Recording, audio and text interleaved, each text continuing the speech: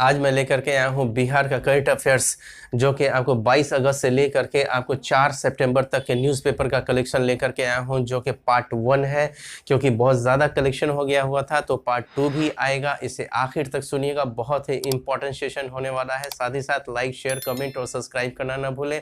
और जो नए हैं, हमारा जो वीडियो देख रहे हैं, वो ज़रूर बेल आइकन दबा दें ताकि आपको नोटिफिकेशन मिलता रहे। मैं हुसैन सर, आपका अपने से YouTube channel revision for success में आपका अभिनंदन करता हूँ, खैर मकदम करता हूँ। इसका चर्चा करने से पहले मैं ये बता दूं कि 69th बीपीएससी के पीटी के लिए मैं वीडियो जो महत्वपूर्ण टॉपिक्स वगैरह जो कि एक कोर एरिया को कवर करता है, तो सब्जेक्ट वाइज मैं लेकर के आ रहा हूं। जो लोग वो वीडियो नहीं देखें वो ज़रूर देख लें, ताकि आपको कोर एरिया को जब कम समय में आपको 3 से 4 घंटे में हर जो सब्जेक्ट है आपको 3 से 4 घंटे में वो कंप्लीट हो जाएगा।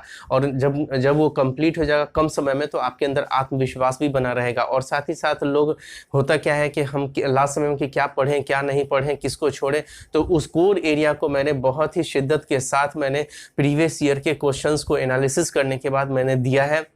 जो लोग नहीं देखे हैं वो ज़रूर देख लीजिएगा। और मैं ये जो यहाँ पर आपको एक्सप्लेन करता हूँ, इसका मैं अपने Telegram channel revision for success 23 में एमसीक्यू दे देता हूँ। जो यहाँ पर लेक्चर देता हूँ उसके बाद मैं इसे रीड भी कर देता हूँ और फिर उसके बाद उसका एमसीक्यू दे देता हूँ। तो जो लोग नहीं ज्वाइन किए हुए हैं हमारा टेलीग्राम चैनल, वो लोग ज़रूर टेलीग्राम चैनल ज्वाइन कर लीजिए, ताकि आपको उसमें न केवल एमसीक्यू देता हूँ बल्कि आपको उसमें जो जैसे लगता है कि मुझे नहीं, उसके लिए एनालिसिस वाला, मतलब कि एक होलिस्टिक वे में आपको किसी चीज़ की जानकारी चाहिए, तो वो न्यूज़पेपर का कलेक्शन में खासकर एडिटोरियल को मैं देता ज़रूर हूँ, जो आपके मेंस के पॉइंट ऑफ व्यू से इम्पोर्टेंट रहता है। इसीलिए आप टेलीग्राम चैनल ज़रूर हमारा आप ज्वाइन कर लीजिएगा। चलिए अब हम लोग आते हैं टॉपिक के ऊपर। पहला जो टॉपिक है आपको हेरिटेज ट्री। हेरिटेज ट्री आखिर चर्चा में क्यों रहा है, जबकि 3 महीना पहले भी ये हेरिटेज ट्री के बारे में हम लोगों ने न्यूज़पेपर के माध्यम से हम लोगों ने पढ़ा था और उसका भी वीडियो मैंने आपको दिया हुआ है। तो फिर अब क्यों आ गया है, इसका चर्चा क्यों है? तो चर्चा होने के पीछे कारण है कि 15,000 पेड़ जो है पुराने, उनका आंकड़ा, ये डाटा जो है तैयार करके आपको बिहार हेरिटेज ऐप में डाला गया है। तो उसी की वजह से ये चर्चा में है। चलिए अब हम लोग इसको डिटेल्स में जानते हैं कि हेरिटेज ट्री है क्या। तो हेरिटेज ट्री जो है आपको जो 50 साल से पुराने वाले जो पेड़ हैं, उन पेड़ों को आपको का आंकड़ा तैयार करना होता है। तो वो 50 साल से ऊपर वाला जो पेड़ है, जो पुराने पेड़ हो गए हैं, उसी को ही हेरिटेज ट्री के अंतर्गत रखा गया है। अब ये हेरिटेज ट्री को बिहार सरकार क्यों इसको ये दे रही है, इसको मतलब इसका संरक्षण क्यों कर रही है, यानी कि पुराने पेड़ों का संरक्षण क्यों कर रही है? तो करने के पीछे क्या है कि पर्यावरण संरक्षण और जैव विविधता के संरक्षण को देखते हुए हमारी बिहार सरकार आपको इसके लिए काम कर रही है।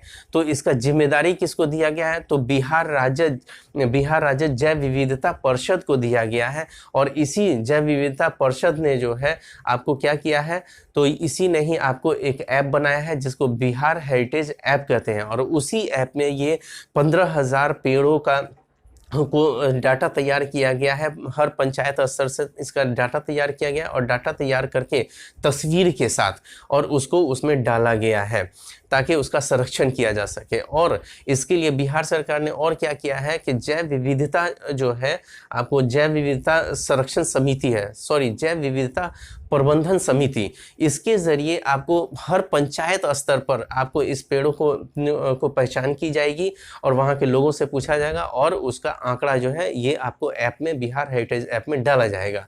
अब हम लोग ये जानते हैं कि बिहार हेरिटेज ऐप जो है ये कब लॉन्च हुआ था। तो बिहार हेरिटेज ऐप जो है 22 मई 2022 को ये लॉन्च हुआ था। ये उसी दिन क्यों लॉन्च हुआ था? तो इस दिन जो है 22 मई को अंतर्राष्ट्रीय जैव विविधता दिवस मनाया जाता है। तो उसी को ही देखते हुए हमारी बिहार सरकार ने इसको लॉन्च किया था, बिहार हेरिटेज ऐप को उसी दिन लॉन्च किया था। तो अगर देखा जाए तो इस पॉइंट को मेंस के पॉइंट ऑफ व्यू से भी आप क्या कर सकते हैं, तो मेंस के पॉइंट ऑफ व्यू से भी आपको ये, जैसे आपको पर्यावरण से संबंधित अगर कोई क्वेश्चन आता है या बिहार सरकार के जरिए प्रयास किए जा रहे हैं पर्यावरण संरक्षण के या जैव विविधता पर, तो उसके अंतर्गत आप इसको कोट कर सकते हैं। और दूसरा पॉइंट कि मैंने कुछ बातें इसमें नहीं लिखी है, बहुत शॉर्ट में लिखा है, लेकिन जो बातें मैंने बोल दिया है, जैसे 22 मई आपको 2022 को आपको बिहार हेरिटेज ऐप को लॉन्च किया गया था, इसको याद रखिएगा। साथ ही साथ आपको पंचायत स्तर पर जो समिति गठित की गई है, आपको जैव विविधता प्रबंधन समिति, उसको भी ध्यान में रखिएगा, जो कि आपको पंचायत स्तर पर काम कर रही है। तो इन सबको आप ध्यान में रखिएगा। चलिए हम लोग थोड़ा पढ़ देते हैं, फिर रिवीजन हो जाएगा। हेरिटेज ट्री बिहार सरकार के बिहार राज्य जैव विविधता परिषद द्वारा तैयार बिहार हेरिटेज ऐप बनाया गया है। तो बिहार हेरिटेज ऐप पूछेगा कि किसके जरिए बनाया गया है, तो बिहार राज्य जैव विविधता परिषद के द्वारा बनाया गया है बिहार हेरिटेज ऐप। ठीक है, उद्देश्य क्या है, तो पुराने पेड़ों को संरक्षित करने के लिए। ठीक है, पुराने पेड़ों को संरक्षित करने के साथ साथ पर्यावरण और जैव विविधता को भी आपको संरक्षित करना है, सुरक्षित करना है, इसलिए भी है। चलिए अगला पॉइंट ये जान लीजिए कि मैं इस सब का एमसीक्यू आपको जितना बता देता हूं, जैसे मैं बोल देता हूं, उन सब पर भी मैं एमसीक्यू सिर्फ यहाँ पर जितना है उतना ही नहीं देता हूं। मेरे पास थोड़ा सा डिटेल्स में लिखा रहता है और उसको मैं शॉर्ट में यहाँ पर लिख देता हूँ। तो वो डिटेल्स में जो लिखता हूँ उसका भी क्वेश्चन आपको बना करके मैं अपने Telegram channel revision for success 23 में डाल देता हूँ, तो वहाँ से आप फायदा उठा सकते हैं। अगला है मैथिली ठाकुर राष्ट्रीय आपदा प्रबंधन संस्थान की ब्रांड एम्बेसडर नियुक्त की गई है। अभी हाल में ही मैथिली ठाकुर जो लोक गायिका है उसको क्या किया गया है, तो आपको ब्रांड एम्बेसडर बनाया गया है राष्ट्रीय आपदा प्रबंधन संस्थान के लिए जो है बनाया गया है ब्रांड एम्बेसडर। ये याद रखिएगा, बहुत इंपॉर्टेंट, मोस्ट इंपॉर्टेंट है ये पीटी के फैक्ट के अनुसार। ठीक है, श्रावणी मेला आखिर चर्चा में क्यों रहा है, तो अभी हाल ही में खत्म हुआ है श्रावणी मेला, जो कि 2 महीने लगता है। कहाँ लगता है, तो सुल्तानगंज, ठीक है, सुल्तानगंज भागलपुर में। ठीक है, सुल्तानगंज भागलपुर में श्रावणी मेला लगता है। देखिए ये एक्चुअल में देखा जाए तो परंपरागत क्वेश्चन है, लेकिन अभी जैसे ही न्यूज़पेपर में जो चर्चा में आ जाता है तो आपको वो रिवीजन कर देता है। अगर जैसे आप बिहार स्पेशल का कोई भी किताब लिए हुए होंगे तो इसमें श्रावणी मेला या मलमास मेला ये सब सारा चीज़ जो है आपको दिया हुआ रहेगा, लेकिन न्यूज़पेपर के माध्यम से आपको क्या होता है कि रिवीजन होता रहता है। आप हर दिन पढ़ते हैं न्यूज़पेपर तो आपको क्या होगा कि बहुत सारा जीके जीएस का वो तो होगा ही, उससे फायदा तो होगा ही। और साथ ही साथ आपको होता क्या है कि आप करंट के पॉइंट ऑफ व्यू से या इंटरव्यू के पॉइंट से भी आपका तैयार होता रहता है। और मैं जो यहाँ पे बता रहा हूँ वो 69th बीपीएससी के पीटी के लिए 31 तक जो है 31 अगस्त तक देखा जा सकता है। वैसे 15 अगस्त भी ठीक है, लेकिन 31 अगस्त तक सेफ रहने के लिए देख सकते हैं करंट अफेयर्स। लेकिन जो 17वीं बीपीएससी वाले हैं वो पीटी और मेंस के लिए अभी से ही इसको उतारते जाइए, उन लोग के लिए बहुत फायदा होगा और वो लोग आपका जो सेंस भी खुलेगा। और आप लोग एक न्यूज़पेपर जरूर पढ़िए ताकि आपको मेंस और इंटरव्यू के लिए आपको ये फायदा हो सके। और मैं न्यूज़पेपर पर भी एक वीडियो लाऊंगा ताकि बहुत लोगों को ये प्रॉब्लम होती है क्या पढ़ना है क्या नहीं पढ़ना है, क्या छोड़े, तो उन सब पर भी मैं लेकर के आऊँगा। ठीक है, अगला जो श्रावणी मेला क्या है, तो श्रावणी मेला कहाँ लगता है, तो सुल्तानगंज में भागलपुर में, याद रखिएगा। अगला है मलमास मेला कहाँ लगता है, राजगीर में। मलमास मेला अभी जो चर्चा में क्यों है, मलमास मेला चर्चा में क्यों है, जो कि राजगीर में होता है। तो ये चर्चा में इसलिए कि ये भी समाप्त हुआ तो हमारे मुख्यमंत्री जो है वहाँ पर वो गए हुए थे और उन्होंने वहाँ पर ब्रह्मकुंड जो एक गर्म जल कुंड है तो वहाँ पर वो भी देखने के लिए गए हुए थे, तो इसलिए चर्चा में रहा।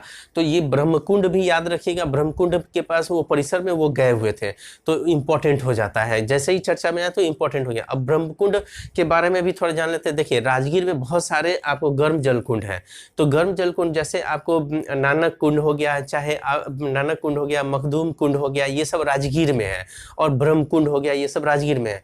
और सबसे बड़ी बात है कि बिहार में जितने भी आपको ये गर्म जल कुंड है उनमें सबसे गर्म जो माना जाता है वो आपको ब्रह्मकुंड जो कि राजगीर में है, वो 87 डिग्री सेंटीग्रेड पर वो उतने तक गर्म रहता है।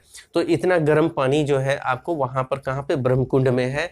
और एक जो है मुंगेर में भी जो गर्म जल कुंड जो है वहां पर एक है आपको लक्ष्मण कुंड, वो मुंगेर में सबसे ज्यादा गर्म रहता है, वो 67 डिग्री सेंटीग्रेड रहता है उसका गर्म तो आपको ये कुंड, जो ये जल कुंड वाला जो है उससे भी क्वेश्चन पूछे जाते हैं। ये परंपरागत क्वेश्चन है, लेकिन आप न्यूज़पेपर पढ़ रहे हैं तो उसके जरिए जो है आपको ब्रह्म कुंड के बारे में जानकारी हो गई। तो आप ब्रह्म कुंड ये याद रखिए कहाँ है, तो ये आपको ये राजगीर में है, याद रखिएगा। और फिर मलमास मेला कहाँ लगता है, तो राजगीर में लगता है, ठीक है। मलमास मेला राजगीर में और ब्रह्म कुंड राजगीर में, ठीक है, ये याद रखिएगा। खेल दिवस, खेल दिवस 29 अगस्त, खेल दिवस 29 अगस्त को क्या हुआ है कि बिहार सरकार जो है आपको 400 खिलाड़ियों और 11 प्रशिक्षकों को आपको सम्मानित किया गया है, जिनको बुके दे करके और फिर उसका 5 करोड़ रुपए उन लोगों में बांटा गया है। और साथ ही साथ हम लोग ये आखिर ये खेल दिवस 29 अगस्त को ही क्यों किया गया है, इसी दिन जो है खेल दिवस मनाया जाता है 29 अगस्त को। 29 अगस्त क्यों मनाया जाता है, तो आपको मेजर ध्यानचंद का जन्म तिथि है उसी दिन 29 अगस्त। उन्हीं के ही जन्मदिन के अवसर पर आपको खेल दिवस मनाने का जो है भारत सरकार ने अपना ये निर्णय लिया था 29 अगस्त को, ठीक है। तो यहाँ पढ़ देते हैं कि खेल दिवस 29 अगस्त पर बिहार के 400 खिलाड़ियों को सम्मानित किया गया, 11 प्रशिक्षकों को सम्मानित किया गया, ठीक है। और इसका मैं कुछ आपको ये पीडीएफ जो है मैं अपने टेलीग्राम चैनल पर दे दूंगा, जो कुछ खिलाड़ियों के नाम।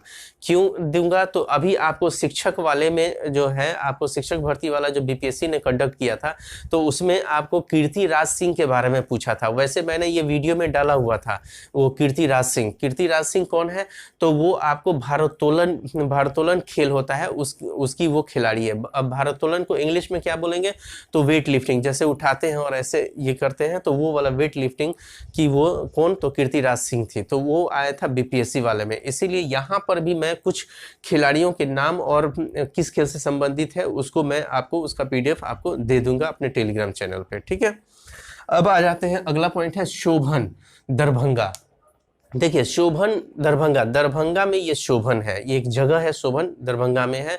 तो ये चर्चा में क्यों रहा है, तो चर्चा में रहने का कारण क्या है कि आपको जो भारत सरकार के जरिए आपको एम्स जो दरभंगा में बनाना है एम्स, तो उसके लिए आपको बिहार सरकार ने आपको शोभन में जमीन दी थी।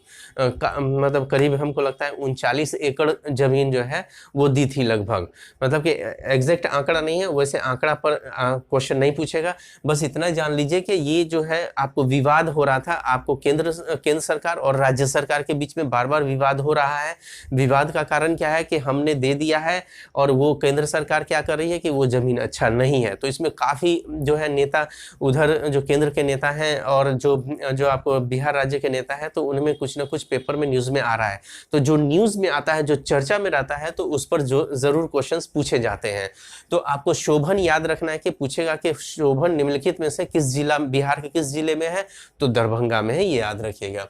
अब अगला पॉइंट है कि राज्य खेल अकादमी व अंतरराष्ट्रीय क्रिकेट स्टेडियम, ठीक है। राज्य खेल अकादमी और आपको अंतरराष्ट्रीय क्रिकेट स्टेडियम ये कहाँ है, तो ये राजगीर में। आखिर चर्चा में क्यों रहा है, एक्चुअल में चर्चा में रहने के पीछे कारण क्या है कि इसको बन जाना चाहिए था आपको 2020 में ही, लेकिन ये अब इसका लक्ष्य रखा गया है 2024 में। मैंने यहाँ नहीं लिखा है, तो यहाँ कि इसको बन जाना चाहिए था 2020 में। एक्चुअल में प्रस्ताव जो स्वीकृत किया गया था वो 2017 में ये जो आपको राज्य खेल अकादमी वो अंतर्राष्ट्रीय स्टेडियम, क्रिकेट स्टेडियम जो है, इसका प्रस्ताव प्रस्तुत किया गया था आपको 2017 में और स्वीकृति भी दी गई थी, और उसको 2020 में बन जाना था, लेकिन अब 2024 में बनेगा।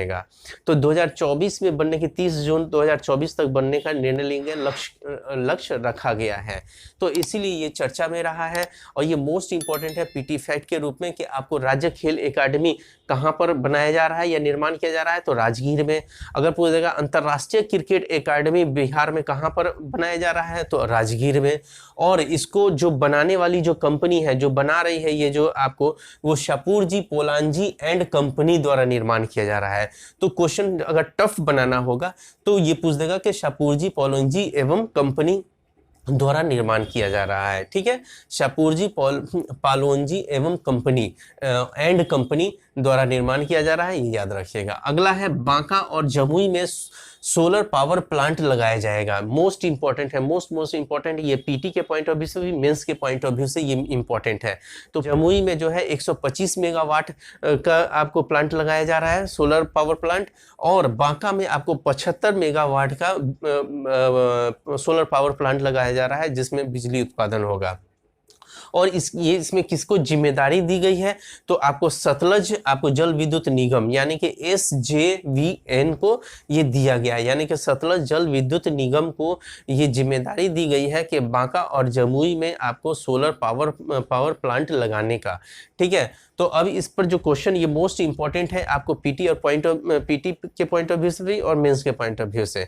तो हम लोग मेंस के पॉइंट ऑफ व्यू से ये ऐसे होगा कि ऊर्जा वाले में आपको, ऊर्जा वाले में या तो ये सौर ऊर्जा वाले में इसको कोट कर सकते हैं, या तो पूरा होलिस्टिक वे में अगर क्वेश्चन आ जाता है ऊर्जा के रेफरेंस में बिहार सरकार के किए जा रहे हैं प्रयासों के बारे में, यानी कि नवीकरणीय ऊर्जा के अंतर्गत बिहार सरकार के जरिए किए जा रहे प्रयासों में, तो उसको यहाँ पर कोट कर सकते हैं। ये बहुत इंपॉर्टेंट लेटेस्ट डाटा रहेगा आपके पास। तो और दूसरा पीटी के पॉइंट ऑफ व्यू से ये कर सकता है कि अभी हाल ही में सोलर प्लांट बिहार सरकार के जरिए सोलर पावर प्लांट लगाया जा रहा है, वो कहाँ, तो बांका और जमुई में। तो ये इसको याद रखिएगा, और ये जून 2024 से उत्पादन इसकी शुरू होगी, तो आपको ये ध्यान में रखना है। हमारा ये वीडियो अगर पसंद आया होगा तो लाइक, शेयर, कमेंट और सब्सक्राइब करना ना भूलें। All the best.